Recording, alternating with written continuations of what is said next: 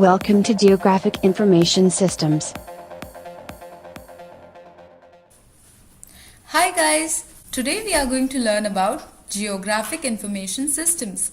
It is something which is extremely upcoming and is increasingly shaping the future of technology products. If you just pull out your cell phone and in settings see that access location is turned on, it means that you're frequently using GIS systems in your day-to-day life without even realizing. We will go at high level over some building blocks of GIS systems with examples so that we can map textbook terminologies to real-life engineering problems. Any place on earth, any point, the place from where I did the presentation, the place from where I uploaded the presentation, or the place from where you guys are watching this has immense amount of information associated with it. Starting with basics like latitude and longitudes, or meteorological data like amount of rainfall, wind speed, to some complex ones like density of restaurants and even probability of a street crime happening. GIS is an information system that harnesses this vast pool of information and makes it accessible for varying use cases. It is a system that integrates, stores, edits, analyzes, shares, and displays such geographic information or spatial data. GIS is extremely powerful and the data it handles is massive. GIS can relate unrelated information by using location as the key index variable. Locations or extents in the Earth's space-time may be recorded as dates times of occurrences, and XYZ coordinates representing longitude, latitude, and even elevation respectively. All Earth-based spatial temporal location and extent references should ideally be relatable to one another and ultimately to a real physical location or extent. This key characteristic of GIS has begun to open new avenues of scientific inquiry. Given its power, GIS can be a part of immense number of applications. It is also known as geospatial information systems. It is also a computer software and hardware system that enables users to capture, store, analyze, manage spatially referenced data. It has transformed the way spatial, that is geographic data, relationships and patterns in the world are able to be interactively queried, processed, analyzed, mapped, modeled, visualized and displaced for an increasingly large range of users for a multitude of purposes. Users of GIS range from indigenous people, communities, research institutions, environmental scientists, health organizations, land use planners, businesses, and government agencies at all levels. Some examples are like crime mapping, hydrology, remote sensing, waste management, etc. Let's go back a little. Let's do a bit of blast from the past, giving credit to the great researchers who incrementally shaped GIS to the form that we see today. The first known use of the term GIS was by Dr. Roger Tomlinson in the year 1968 in his paper, A Geographic Information System for Regional Planning. Tomlinson is also acknowledged as the father of GIS. In 1832, French geographer Charles Picot produced a heat map of Paris districts to visualize cholera deaths per 1,000 inhabitants. In 1854, John Snow mapped the location of cholera victims during an outbreak in London. Well, let's not confuse with the Game of Thrones Jon Snow, as we all know that he knows nothing. GIS played a humongous role even in the historic context. People before this study did not even know how easy it is to spread for cholera through water and hydro networks. Lack of this knowledge prevented them from taking preventive measures that often resulted in massive outbreaks that lasted for large periods. GIS methodologies. There are several aspects and several engineering problems one needs to solve to build a GIS application. To prevent rework and speeden up the process of building such complicated applications, researchers and engineers and technologists have standardized the process of engineering. They have broken it up into different steps of engineering and also defined different methodologies and best practices which can be used for each of these steps. In 1994, an international voluntary consensus standards organization called the Open Geospatial Consortium was established. It now comprises of more than 500 commercial, governmental, non-profit and research organizations worldwide collaborating in a consensus process encouraging development and implementation of open standards for geospatial content and services. Given the vastness of the topic and the complexity of its low-level implementations, for a better understanding these steps and methodologies, we will go over them with a sample real-life problem as an example. Well, the problem will be somewhat real life, but let's see. Our sample application is Otto's app. Being super interested and passionate about data, Otto has decided to take up the course IST659 under Professor Yun Huang. He finds group studies and discussions more effective for some topics. He can do such studies at any location where a group of students taking this course is available, and noise level of this surround is not much. He wants to build an app on his phone that at any given point of time will give him the best suggestions of places to do a group study. We will try and help him do this as we learn further about GIS. So first step is figuring out what all information is needed for building our application. This is termed as information discovery. Second step is to find information source. Going back to Otto's application for information discovery, we need to figure out what all information we need. After a bit of brainstorming with Otto, the list is as follows. We will need geo-navigation coordinates like Google Maps. IST659 students, we can get that information from iSchool database. Study locations. Oh, this is tough. Noise levels for a geolocation. That's interesting. Restricted places. Otto kind of knows this by intuition. He will probably avoid Hendrick's Chapel or Professor Huang's office and many other such places, right? However, he is wondering if there is any tangible information and data source for this. Now, once we know what all data sources not already available and ready to use, we have to build it ourselves. To build it, we have to decide on how to fetch the data that will be added to the data sources. This is known as data capture. One of the most famous data capture example is Google Street View cars roaming around on the streets of different cities periodically to update images that provide the Google Maps Street View experience. Coming back to Otto's problem, which we of course know is bigger than Google Maps Street View. Otto needs to build sources for three types of data: noise levels, study places, and restricted places. For noise levels, he decides to work with SU infrastructure team to place his Super Otto microphones at different places and around the campus. For places to study, he sends out a survey form to his classmates asking them their time and place of study. Nothing is 100% perfect, so is GIS and its data. Often such uncertainties in data are handled by choosing the more reliable out of two data sources if available. Let's see how Otto had to deal with such uncertainties. So Otto found out that the super cops from Cool Bureau of Investigation are already tracking the noise levels in the greater Syracuse area using their Cool systems.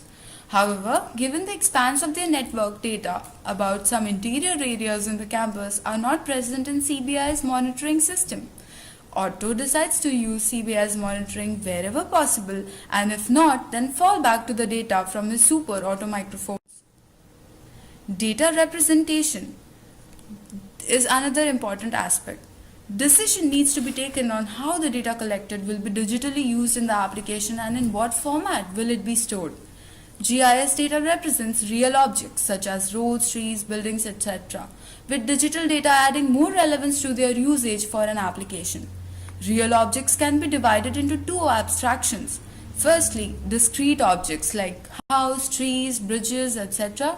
Secondly, continuous fields, elevations, temperatures, wind speeds, etc. Data representation, apart from the conventional databases, images are a common method of storing spatial data. There are two methods of storing data in the form of images. First, raster graphics. In this method, we store images using pixels. This is a traditional technique which is mostly discontinued in more recent applications. And second is vector images. This is a more modern technique and highly recommended, where images are stored using polygons, with each polygon having a single color attribute. As you can see, the images further provide a clear distinction between vector and raster. The pixels are clearly visible on raster, whereas in vector we can see different outlines defining polygons. Now let's do data representation for Auto's app. We work with Auto to separate the geo-related data from the rest, non-geo data. This is basically the student data that we draw from different available databases. Geodata. This can be further classified as noise-related geodata and study location-based geodata. Auto then stores the noise level data in the form of a vector shapefile as in the diagram. Shapefile is a GIS data storing format just like JPEG is for images. Other common formats include AutoCAD XYZ, DLG, etc. Auto also uses geocoding to convert study places to geolocation coordinates. Geocoding is a method where text addresses are mapped to coordinates on the map and then stored. We can see the shapefile shows the directions and the scale of the images. The legends define symbols used. Every plus is a microphone of Autos. Surrounding rings are sensitivity levels. Closest red ring shows highest sensitivity. For sure there is noise. Blue lines indicate roads. Different image processing applications that are aware of deciphering such images can read such images and provide data which can be further used in the GIS process pipeline. Lastly, data modeling. Once we have the fully represented digital data, we create GIS data models based on the technical requirements. A model's intention can be as simple as to filter out and present only the geographical data that is needed. In our Auto's app, for data modeling, Auto uses a technique called map overlay, where he overlays the microphone sensor vectors with the geocoded coordinates of study locations. Group study locations and noise levels at a particular location vary depending upon the time of the day. The model will thus filter recommendations which are appropriate for only that time of the day. Using this filtered data, the app will then tell Auto what will be the best probable place to do a group study.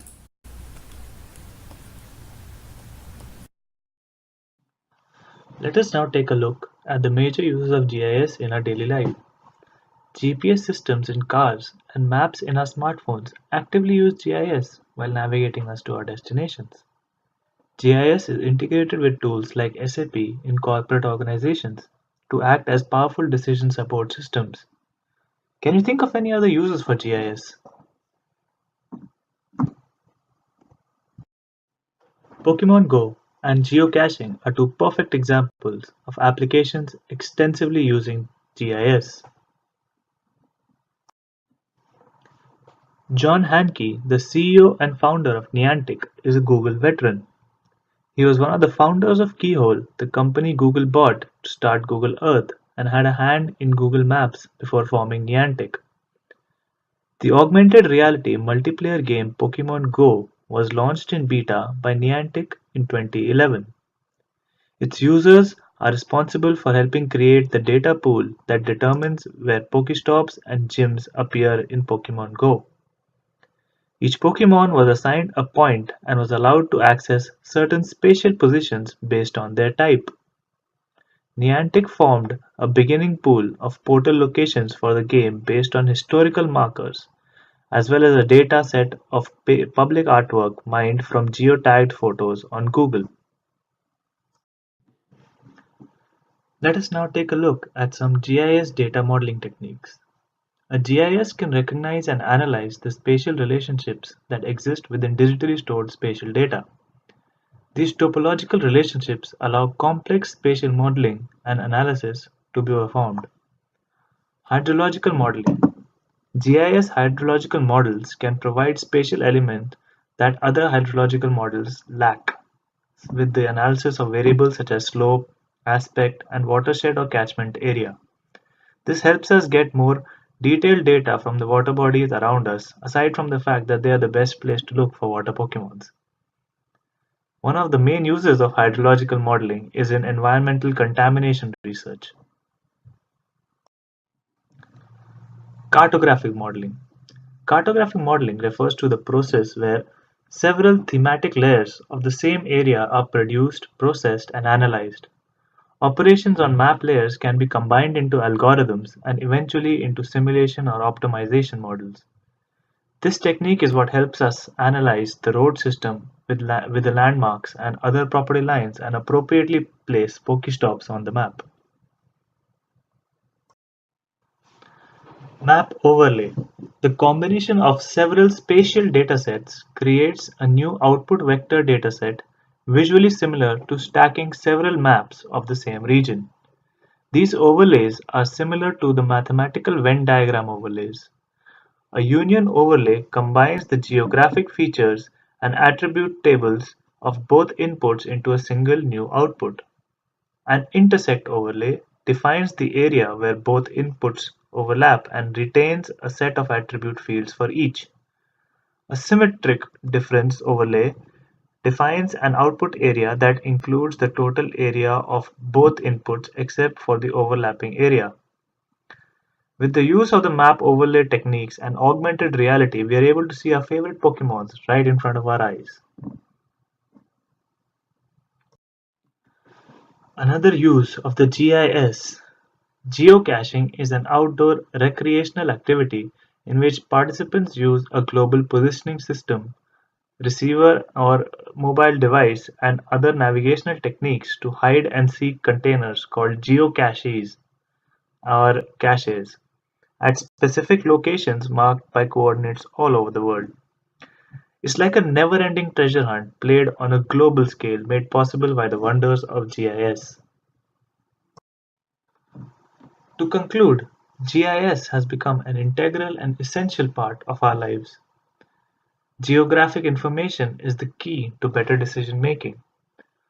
Understanding the GIS system enables us to make better use of it, which in turn allows us to be more efficient, more prepared, and better informed about our surroundings. Thank you.